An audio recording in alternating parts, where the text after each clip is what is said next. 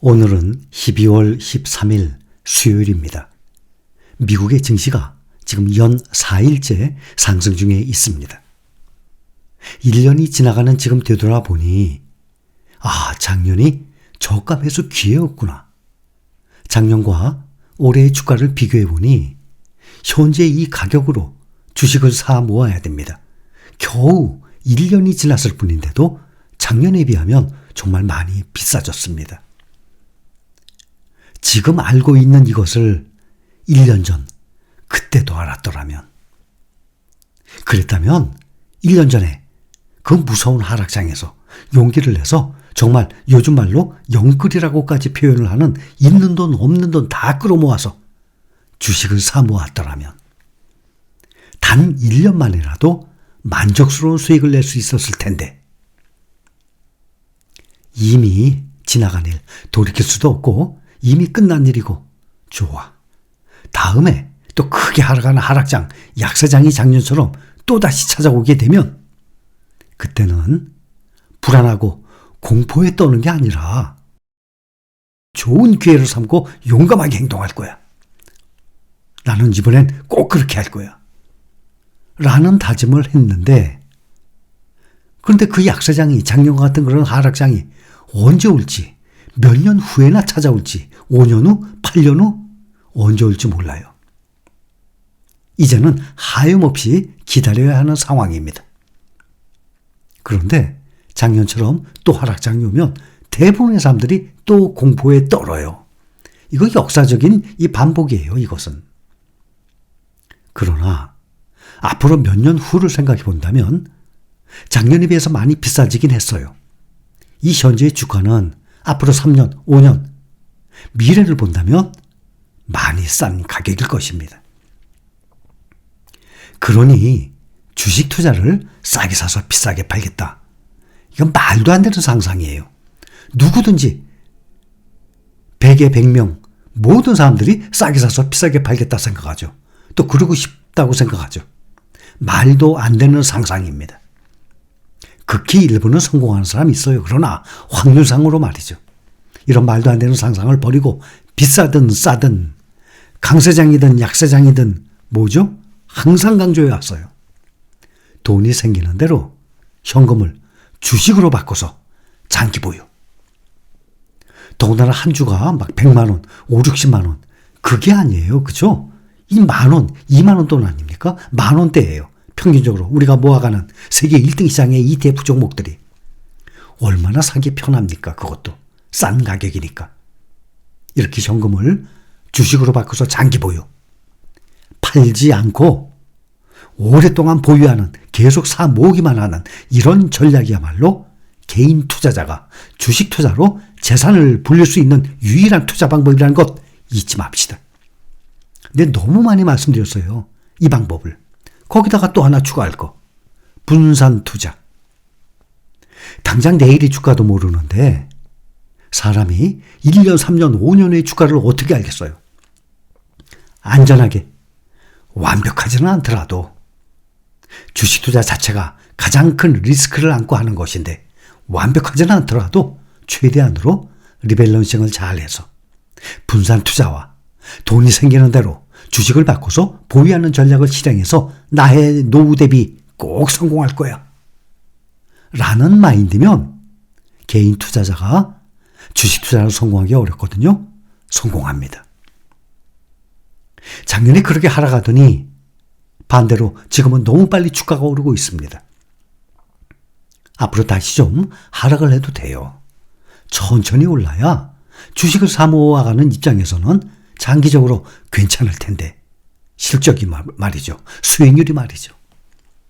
단 1년 만에 주가가 너무 이렇게 비싸진 상황인데다가 앞으로 연말 연초 시즌이니까 떨어질 확률보다 오를 확률이 또 더 높은 상황입니다. 자, 미국 증시 오늘 마감했습니다.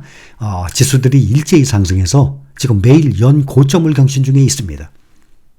지난달 미국의 소비자 물가지수 CPI 발표됐죠. 3.1%. 대체로 시장의 예상치에 부합했어요. 우리나라 시간으로 내일 새벽 3시경에 나오는 연방공개시장위원회 FOMC의 올해 마지막 정례회의 결과를 앞두고 오늘 또 올랐습니다. 다우 0.48% 상승해서 36,577. S&P 500은 0.46% 상승해서 4,643. 나스닥은 0.7% 상승해서 14,533. 필라델피아 반도체가 0.71% 가장 많이 올라서 3,930, 4,000 바라보고 있어요. 앞으로 필라델피아 반도체 역사적인 이 최고치 경신 바로 눈앞에 있습니다. 0.4% 정도 남았습니다. 지금 연 4일째 상승하면서 지수들이 연중 최고치를 경신하고 있어요. 52주 최고치예요.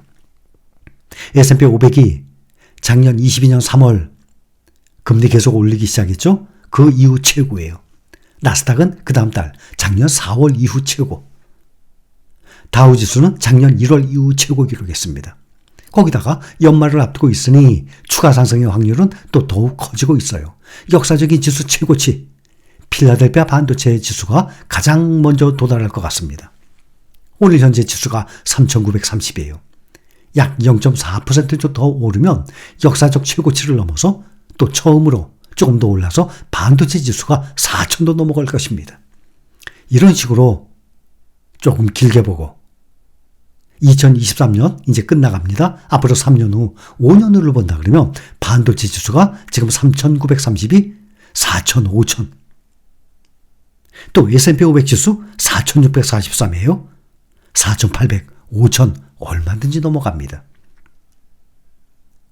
이렇게 역사적인 우상향을 하면 가장 모범적인 주식시장에 우리는 투자 중이기 때문에 전 세계 국가부 중에 가장 모범적인 가장 규모가 큰 주식시장에 우리는 투자 중이기 때문에 우리의 주식 투자 마인드는 시간에 투자한다. 많이 말씀드렸죠? 주식 투자, 시간에 투자하는 거예요. 라는 생각으로 지금이 가장 싸다라는 이런 생각으로 투자 생활에 임해야 합니다. 오늘 빅테크주들 보면 테슬라 1.14% 하락했습니다. 알파벳도 0.58% 두 종목이 하락하고 어제는 7종목 모두 하락했죠. 오늘은 테슬라 알파벳만 하락하고 나머지는 상승했어요.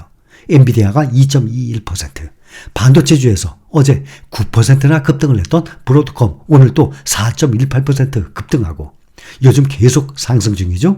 엔비디아의 경쟁 주식 AMD 2.38% 또 상승했어요.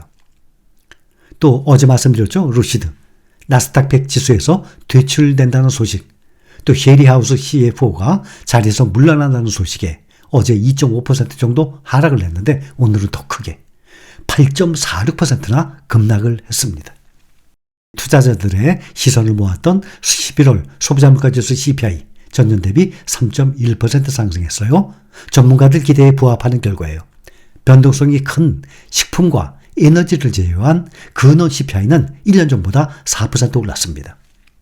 시장에서는 11월 근원 CPI 상승률은 전년 동기 대비 4%를 유지했다면서 이는 연준의 물가 목표치 2%와 아직 괴리가 여전히 크기 때문에 연준은 이런 고금리 여건을 더 오래 유지할 것이라고 보고 있습니다. 그래서 시장 참가자들은 연준이 내년 3월까지 금리를 동결한 후 같은 해 5월 금리를 인하를 시작해서 연말까지 총 5차례 금리를 내릴 확률을 가장 높게 반영 중입니다.